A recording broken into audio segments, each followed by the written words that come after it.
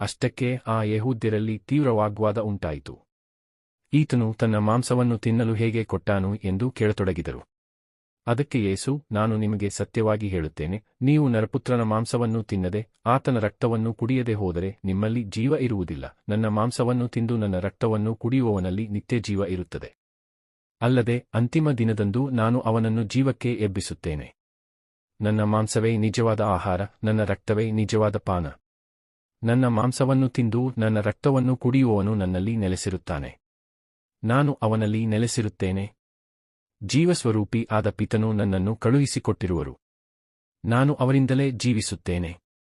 ಅಂತೆಯೇ ನನ್ನನ್ನು ಪೂಜಿಸುವವನು ನನ್ನಿಂದಲೇ ಜೀವಿಸುತ್ತಾನೆ. ಸ್ವರ್ಗದಿಂದ ಇಳಿದು ಬಂದ ರೊಟ್ಟಿ ಇದೇ. ನಿಮ್ಮ ಪೂರ್ವಜರು ಮನ್ನಾವನ್ನು ತಿಂದರೂ ಸಾವಿಗೆ ತುತ್ತಾದರು. ಇದು ಹಾಗಲ್ಲ, ಈ ರೊಟ್ಟಿಯನ್ನು ತಿನ್ನುವವನು ಚಿರಕಾಲ ಬಾಳುವನು ಎಂದು ಹೇಳಿದರು. ಕಫೆರ್ನೌಮಿನ ಪ್ರಾರ್ಥನಾ ಮಂದಿರದಲ್ಲಿ ಯೇಸು ಬೋಧನೆ ಮಾಡುತ್ತಿದ್ದಾಗ ಆಡಿದ ಮಾತುಗಳಿವು.